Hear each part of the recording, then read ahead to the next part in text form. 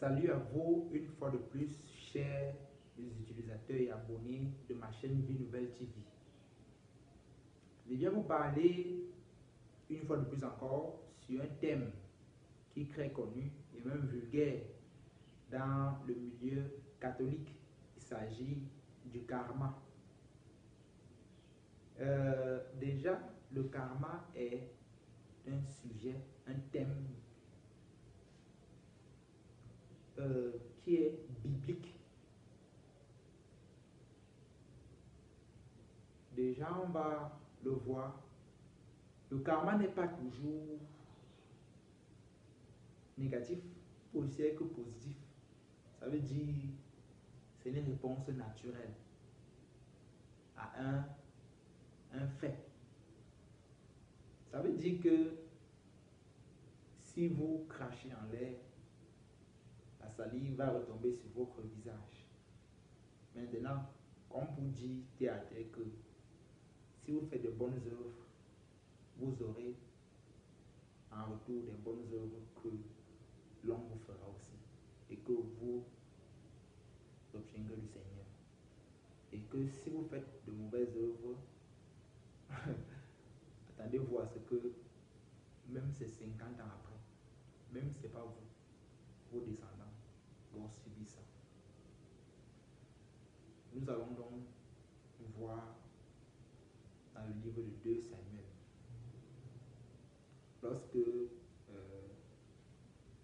David a commis adultère avec Bathsheba. Alors que l'homme, le mari de cette femme, il vivait encore, on l'appelait Uri le Hétien. C'était un soldat de l'armée. David a convoité sa femme, il a couché avec elle, il a grossi la femme. Il a demandé à ce que son mari quitte le champ de bataille pour venir coucher avec sa femme, pour voiler, pour dissimuler l'affaire. Et son mari n'a pas voulu venir, parce que Dieu l'a même inspiré, il a dit, il ne veut pas coucher avec ma femme parce qu'il y a bataille, il ne veut pas vouloir, comment les heureux sont à beau front, moi je suis ici. Il a dit non. Le roi a tout fait, il a livré tout, il a dit les dames. Le roi a donc écrit une lettre de mort pour lui. Et il lui a remis, comme c'était un homme fidèle, il ne pouvait même pas ouvrir la lettre pour regarder ce qui était écrit là. Il pouvait se lui dire qu'il regardait comment le roi a écrit la peine de mort. Il n'a pas regardé les pages, il a remis au général de l'armée. Le général de l'armée, c'est un homme attaché à David. Il a simplement compris la pensée du roi. Et il a mis Uri dans un champ, un terrain de bataille où il ne pouvait pas s'en sortir seul. C'est comme ça qu'il est mort. Donc ça a été planifié. Donc il s'est assis, il a dit, qu'est-ce qu'il faut que je fasse pour que l'homme ne puisse pas me porter plainte. Il a écrit, il a envoyé. Et Uri est mort. Pourtant il allait accoucher sa femme pendant qu'il vivait. Quand Dieu a vu ça, il a simplement envoyé Nathan le prophète. C'est facile des œuvres entières. Pardonne-moi Jésus, pardonne-moi Seigneur, tout cela.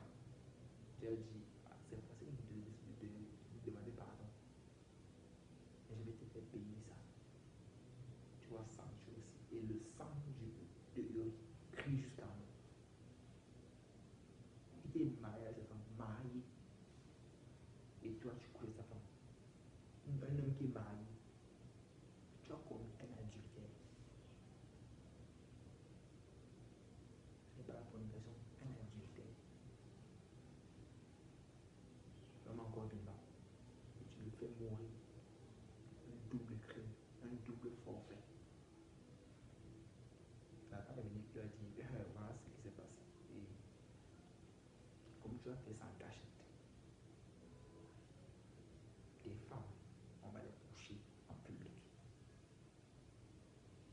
Premièrement, une épée ne va jamais manquer dans ta maison. Tu vas toujours une guerre dans ta maison. Laisse dans la vie de plusieurs malheurs. Et c'est arrivé. Ça a mis un temps.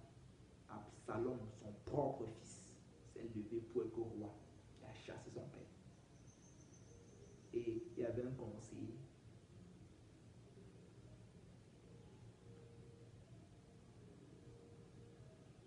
On l'appelait Ahitophel. Ahitophel. Ahitophel, un homme qui avait l'esprit de sagesse. Et il pouvait te donner un conseil. Si tu faisais le conseil là, tu appliquais ça. C'était le conseil de Dieu lui-même. Et il pouvait être même dans le camp de l'ennemi. Il dit que faites ceci. Vous faites ça. Vous allez atteindre même un homme juste. Mais il dit à Absalom que vous voici là. Il a les campagnes. Maintenant, fais ce que je te dis, tu vas aussi. Il a dit, premièrement, la terrasse là, reste une tente.